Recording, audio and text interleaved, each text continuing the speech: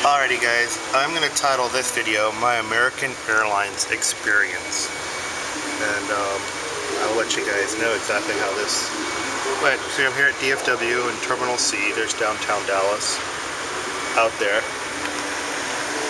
And then there's one plane landing, MD-80. Some of these old MD-80s. Alaska Airlines is leaving. I wish I was on that plane. There's Delta. Alright, so American Airlines Experience, you guys. I am, as you can see, Executive Platinum on American Airlines. What happened is they matched me from United Continental. I'm a 1K over there, as you guys know.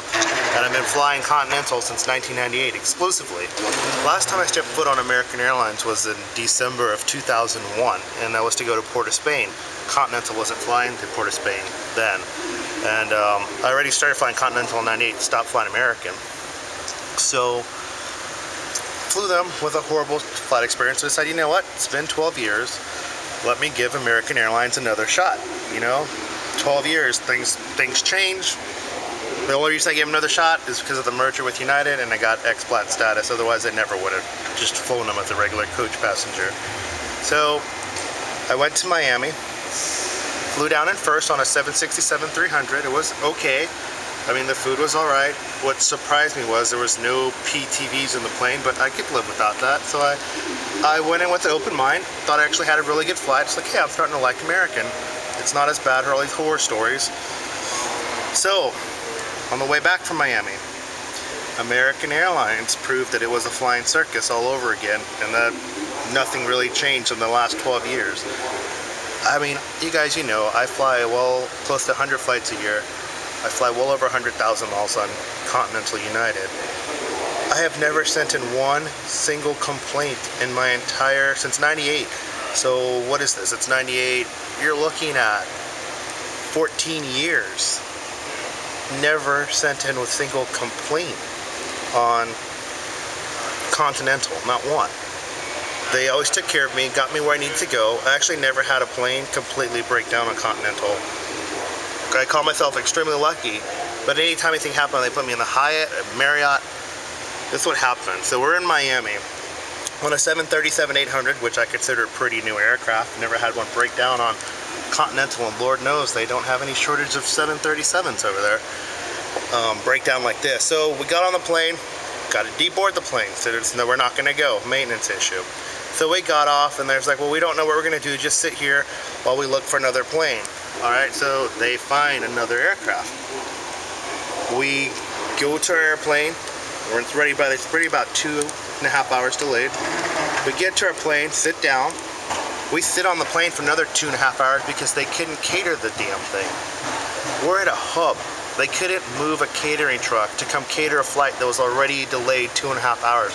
We sat in Miami for close to 6 hours before we got out. So my flight left Miami about 6 hours late. We got to Houston, and this is what really pissed me off more than anything when I got to Houston.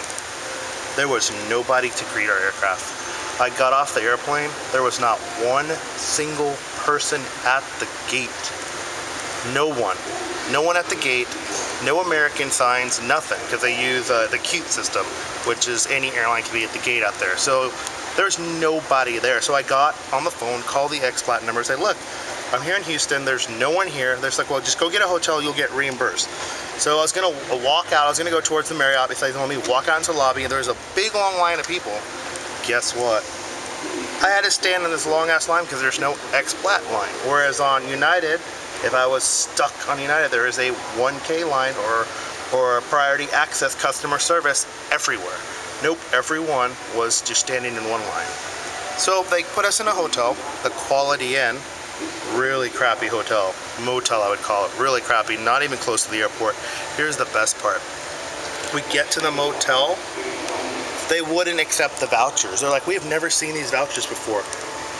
We had a fight with them. I had to get back on the phone, call the ex-flight, I say, look, the hotel won't accept our vouchers, what do we do?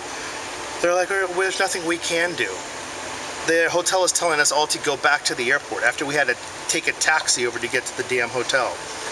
So, after calling the ex-plat desk and telling the hotel guy, I'm like, look, I know that this voucher is good for the whole night. This is what they do for their top elite flyers. And there's a lot of people who was in coach also there. There was like 15 of us. So finally, after arguing with them for about an hour, they finally accepted our vouchers. We did not get checked into our hotel until close to 1 in the damn morning. And then they wanted me to get on like the next flight here. I was like, you know, just get me on a midday flight. Just get me back home to Dallas. I asked them to put me on United as soon as I landed. If there was a United flight later, I would have just hopped on it, went on, and go home. But I'll tell you this, I'm done with American Airlines. Yeah, what happened to me could have happened anywhere, but the fact that I have flown Continental since 1998 and never once, not once, with over 100 flights every year, not once have they done anything like that to me. They've always got me where I needed to go, and if they didn't, they were nice, they were courteous, there was someone to greet us at the gate. They always took care of me. They never stuck me in the damn Quality Inn. Usually at the Marriott at Intercontinental, if I ever get stuck there. The Hyatt, I mean, I don't know what to say. And not to mention that the planes are old and raggedy. It was on the damn MD-80. The thing looks the same as it did in 2001. None of the airplanes had a personal television. I mean, they have. There's no reason to ever fly American Airlines. I hate to say it. I tried them out, and then guess what? I will never step foot on them again. I said that 12 years ago, and I tried them. There's nothing they could do to get me to ever step foot on them ever again. I am completely done with this airline. So this is my little story of what happened with American Airlines, and you'll see a lot of United videos from here on out. These will really be the only American videos you'll ever see. There's probably about 5 or 6 of them, and that'll be it. It'll be all United. I'm done. And of course the Continental side of United, but United has gotten a lot better in the last year, and things are improving. But there you guys have it. Sorry about my little rant, but I hate writing all this crap down, so it's easier to say don't fly American Airlines unless you absolutely have to.